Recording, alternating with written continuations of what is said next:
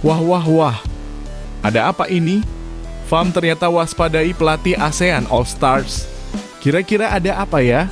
Apakah ada musuh di dalam selimut? Begini info mengejutkannya. Sepertinya sudah hilang kesabaran. Kim Sang-sik panggil pemain jebolan klub Erick Thohir untuk berlaga di ASEAN All Stars. Kira-kira siapakah pemain tersebut? Nah loh, Patrick Kluivert hingga sekarang belum tentukan pemain timnas Indonesia melawan Cina. Apakah ini efek dari ASEAN All Stars? Begini info mengejutkannya. Kongres tahunan PSSI tiba-tiba digelar sehari sebelum laga lawan Cina. Kira-kira ada apa ya? Yuk saksikan beritanya hingga selesai.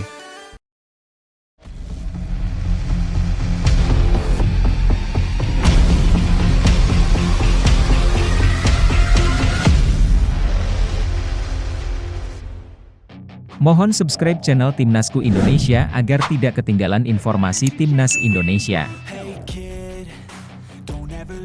Kim Sang-sik panggil pemain jebolan klub milik Erick Thohir. Gelombang antusiasme pemain-pemain ASEAN untuk bergabung dengan ASEAN All Stars semakin terasa. Apalagi tim ini akan berhadapan dengan raksasa dunia Manchester United pada Rabu 28 Mei 2025 mendatang di Stadion Bukit Jalil, Malaysia. Namun di tengah euforia tersebut, pelatih ASEAN All Stars sekaligus pelatih Vietnam, Kim Sang-sik justru membuat langkah mengejutkan. Tak mau timnya pincang akibat beberapa pemain yang mundur, Kim Sang-sik mengambil keputusan berani.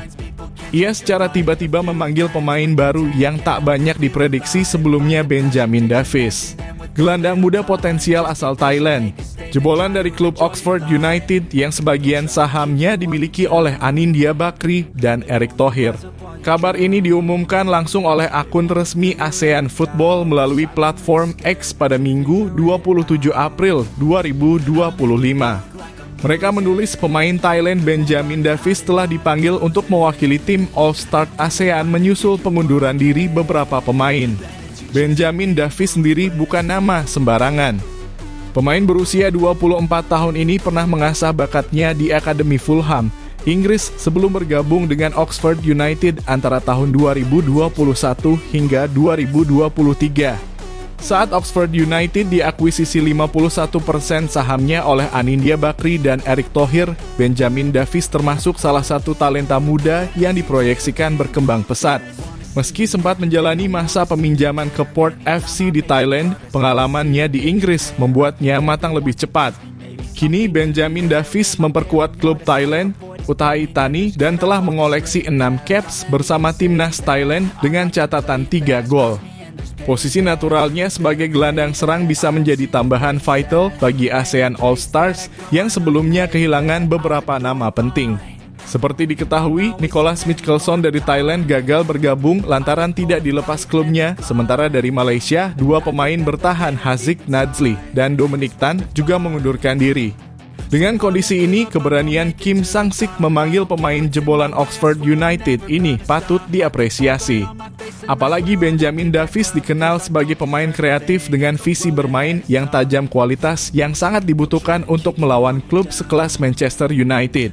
Langkah Kim Sang-sik ini menimbulkan banyak pertanyaan di kalangan pecinta sepak bola. Apakah Benjamin Davies bisa menjawab kepercayaan besar ini dan menjadi pembeda di laga nanti? Ataukah keputusan ini justru terlalu berani mengingat minimnya pengalaman Davies di level pertandingan sebesar ini? Kalau menurut kamu, apakah pemanggilan Benjamin Davies ini langkah yang tepat? Tulis pendapatmu di kolom komentar. Kita diskusi bareng.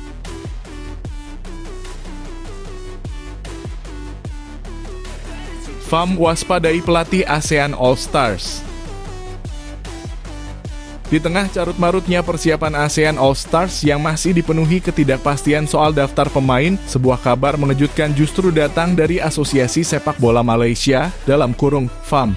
Tak disangka, FAM secara terang-terangan mengungkapkan kewaspadaannya terhadap sosok pelatih ASEAN All Stars Kim Sang-sik yang saat ini juga melatih timnas Vietnam.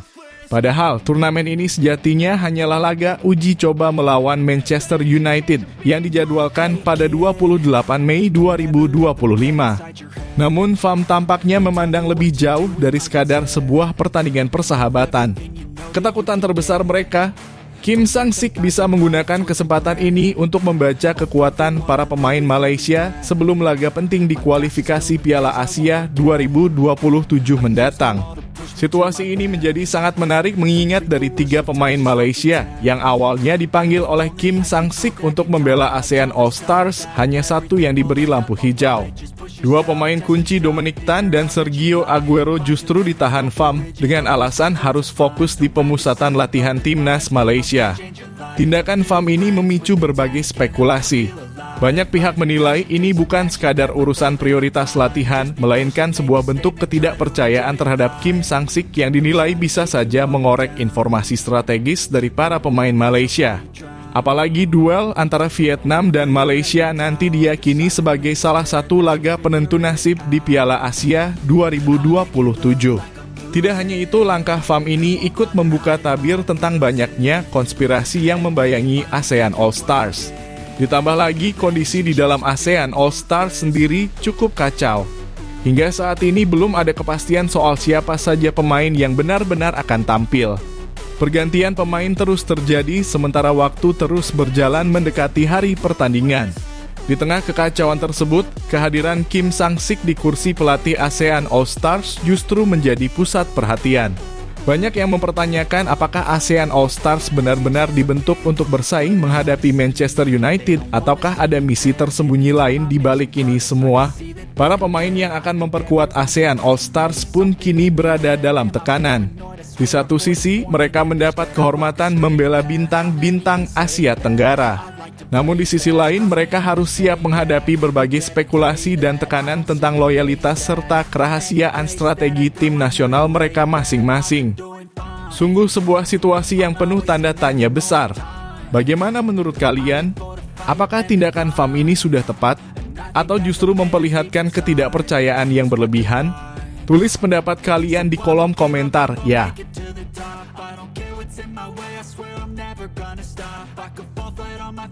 Teka-teki pemain timnas Indonesia untuk lawan Cina. Siapa yang menyangka?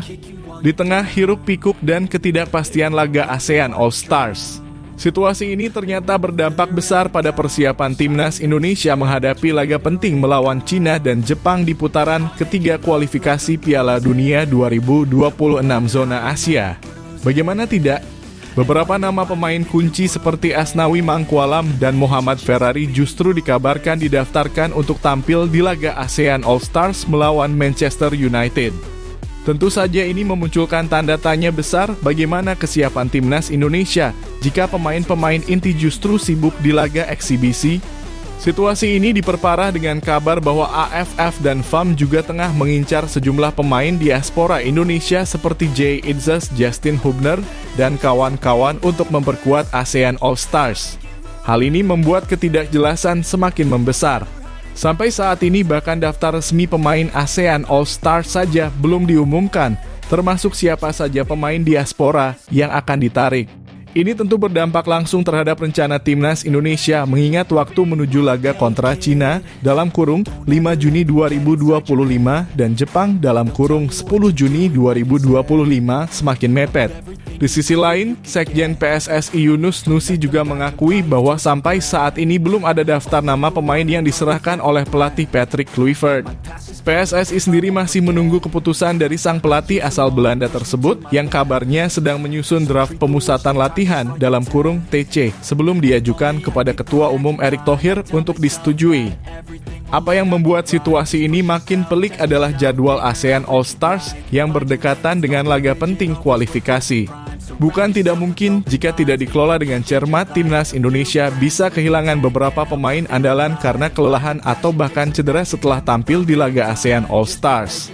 Saat ini timnas Indonesia berada di posisi keempat klasemen grup C dengan koleksi 9 poin. Masih ada peluang untuk memperbaiki posisi, tetapi tentu saja dibutuhkan persiapan matang dan komposisi skuad terbaik untuk menghadapi dua lawan berat seperti Cina dan Jepang. Melihat situasi ini, apakah menurut kamu sebaiknya PSSI dan pelatih Patrick Kluivert melarang pemain utama tampil di ASEAN All-Stars demi fokus ke kualifikasi Piala Dunia? Atau justru tidak masalah asal pemain bisa menjaga kondisi? Tulis pendapat kamu di kolom komentar. Kita diskusi bareng bagaimana langkah terbaik untuk timnas kita.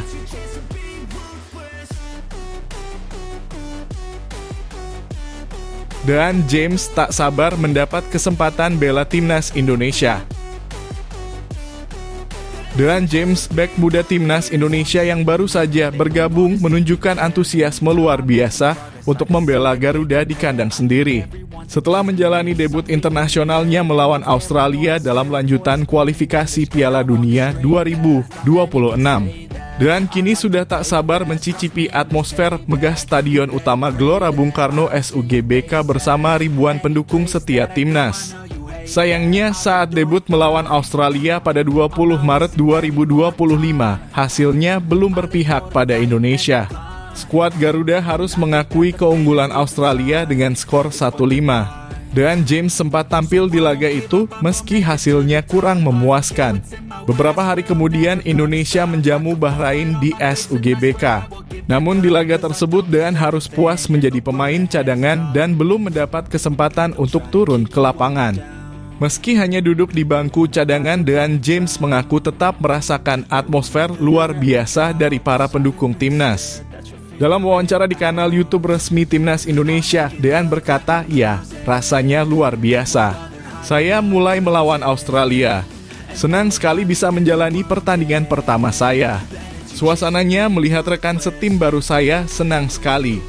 Sayangnya saya tidak bermain di stadion ini, tetapi saya menikmati setiap menitnya." Kabar baiknya kesempatan Dean untuk tampil di SUGBK semakin terbuka lebar. Timnas Indonesia akan kembali berlaga di kandang sendiri saat menghadapi Cina dalam lanjutan kualifikasi Piala Dunia pada 5 Juni 2025 mendatang. Laga ini sangat krusial bagi perjuangan Indonesia untuk melaju ke putaran berikutnya. Tentu kehadiran pemain muda seperti Dean James akan menjadi suntikan semangat baru bagi timnas. Namun, ada sedikit kendala. Dean James diketahui sedang menjalani proses penyembuhan cedera yang cukup serius yang ia dapat saat memperkuat klubnya, Go Ahead Eagles. Meski begitu, semangatnya untuk pulih cepat demi membela Garuda tetap membara. Menariknya lagi, Dean James baru saja mencetak prestasi membanggakan di Belanda, membawa Go Ahead Eagles menjadi juara KNVB Beker musim 2024-2025. Meski ia tidak sempat tampil di final karena cedera. Dengan atmosfer yang luar biasa di SUGBK dan semangat besar dari Dean James, akankah kita melihatnya menjadi benteng tangguh timnas melawan Cina nanti? Kalau menurut kamu, seberapa besar pengaruh Dean James terhadap kekuatan timnas Indonesia ke depan? Tulis pendapat kamu di kolom komentar ya. Kita diskusi bareng.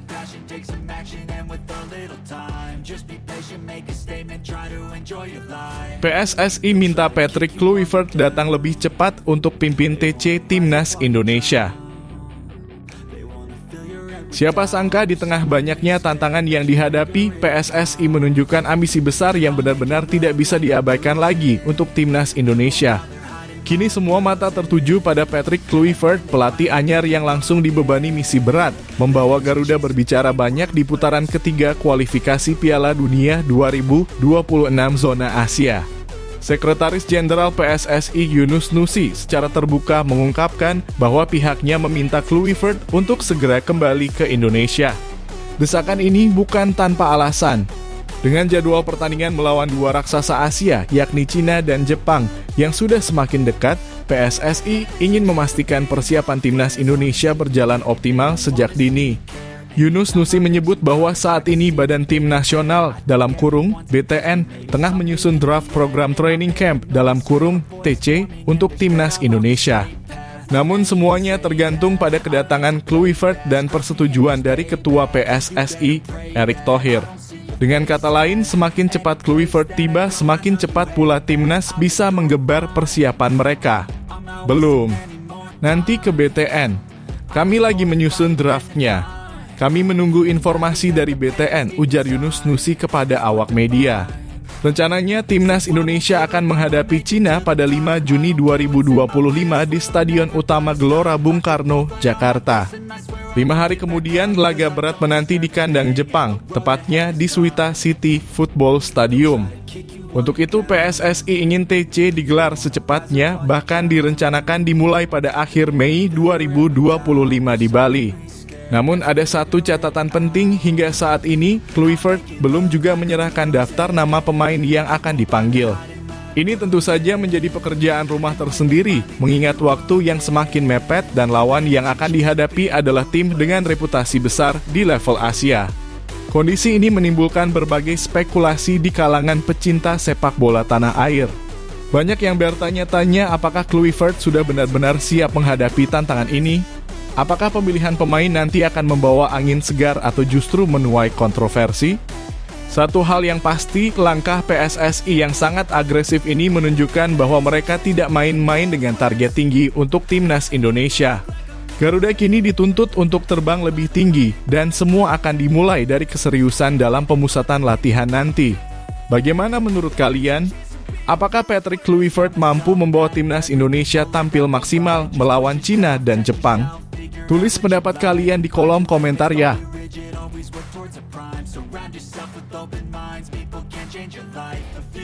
Kongres tahunan PSSI tiba-tiba digelar sehari sebelum laga lawan Cina. Sebuah keputusan yang benar-benar di luar dugaan. PSSI membuat langkah berani dengan mengagendakan kongres tahunan mereka tepat sehari sebelum laga krusial Timnas Indonesia melawan Cina di kualifikasi Piala Dunia 2026. Sekretaris Jenderal PSSI, Yunus Nusi, mengonfirmasi bahwa kongres tahunan ini akan digelar di Jakarta pada 4 Juni 2025.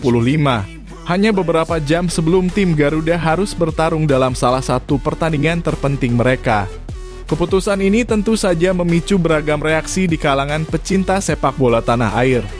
Kongres ini akan dihadiri oleh 87 perwakilan, termasuk 34 Asprof PSSI, 18 klub Liga 1, 16 klub Liga 2, 16 klub Liga 3, serta 3 asosiasi penting seperti Federasi Futsal Indonesia (FFI) dan Asosiasi Sepak Bola Wanita Indonesia (ASBWI). Seperti biasa, agenda kongres akan membahas laporan keuangan, laporan kegiatan tahunan, serta program kerja untuk tahun 2025.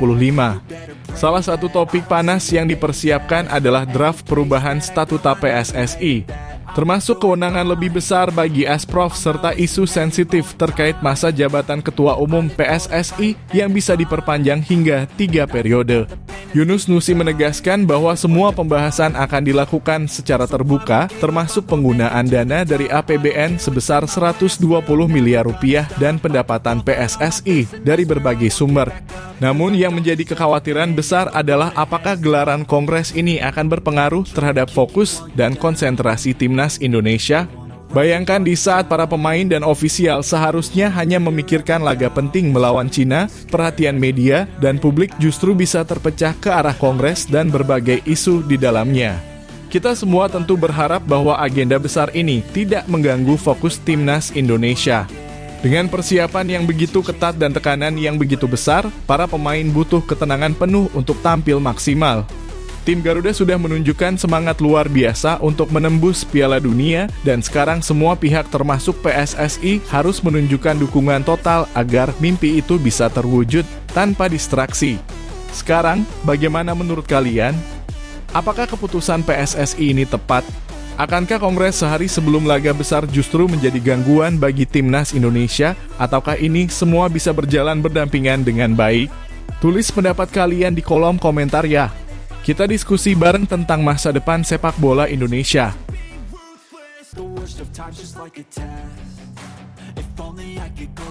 Malaysia salahkan Timnas Indonesia jelang laga ASEAN All Stars. Siapa yang menyangka? Pertandingan besar antara ASEAN All Stars melawan Manchester United yang rencananya digelar di Stadion Nasional Bukit Jalil, Malaysia justru memunculkan kontroversi sebelum kick-off. Malaysia yang bertindak sebagai tuan rumah kini tengah kecewa berat. Penjualan tiket yang seharusnya bisa meroket dengan cepat ternyata berjalan lesu. Padahal mereka sudah membidik lebih dari 85.000 penonton untuk memenuhi stadion megah tersebut. Tapi faktanya 1 bulan jelang laga, tiket yang terjual baru sekitar 50 ribuan saja. Yang mengejutkan, pihak Malaysia secara tidak langsung malah menyalahkan timnas Indonesia atas kondisi ini. Kenapa? Karena Indonesia yang dikenal memiliki fans sepak bola paling fanatik di Asia Tenggara tidak mengirimkan banyak pemain bintangnya ke skuad ASEAN All Stars. Nama-nama besar timnas Indonesia seperti Jay Itzes, Jordi Amat, dan Sandy Walsh absen. Bahkan sang kapten timnas pun memilih untuk fokus mempersiapkan diri menghadapi kualifikasi Piala Dunia 2026 melawan Cina dan Jepang dibandingkan berlaga di laga persahabatan ini. Hal ini membuat Malaysia kecewa berat. Padahal mereka sangat berharap kehadiran bintang-bintang Garuda bisa mendongkrak minat supporter, apalagi harga tiket yang dijual mulai Rp190.000 hingga Rp5,7 juta. Tapi perlu diingat keputusan PSSI dan para pemain untuk menomorsatukan perjuangan ke Piala Dunia patut dihargai. Ini bukan sekadar pertandingan biasa, ini adalah sejarah yang sedang ditulis oleh timnas Indonesia. Lucunya, kekecewaan Malaysia ini seolah-olah berubah menjadi ngambek. Bahkan pelatih timnas Malaysia, Peter Klamowski, baru-baru ini malah menyebut Vietnam sebagai tim terbaik di Asia Tenggara, tanpa sekalipun menyebut Indonesia. Padahal berdasarkan prestasi justru timnas Indonesia yang melaju paling jauh ke babak ketiga kualifikasi Piala Dunia. Fenomena ini benar-benar di luar dugaan. Sepak bola yang seharusnya menjadi perekat malah menjadi sumber kekecewaan dan sindiran. Sekarang pertanyaannya, apakah wajar Malaysia kecewa dan menyalahkan Indonesia? Ataukah seharusnya mereka lebih realistis bahwa fokus utama para pemain Indonesia adalah membela merah putih di kancah dunia, bukan sekadar laga eksibisi? Menurut kalian, siapa yang sebenarnya salah dalam situasi ini? Apakah Malaysia terlalu berharap banyak pada supporter Indonesia? Atau justru keputusan PSSI dan pemain-pemain kita sudah paling tepat? Tulis pendapat kalian di kolom komentar. Kami ingin tahu apakah kalian tetap bangga timnas Indonesia lebih mementingkan kualifikasi Piala Dunia daripada sekadar tampil di laga ASEAN All Stars ini?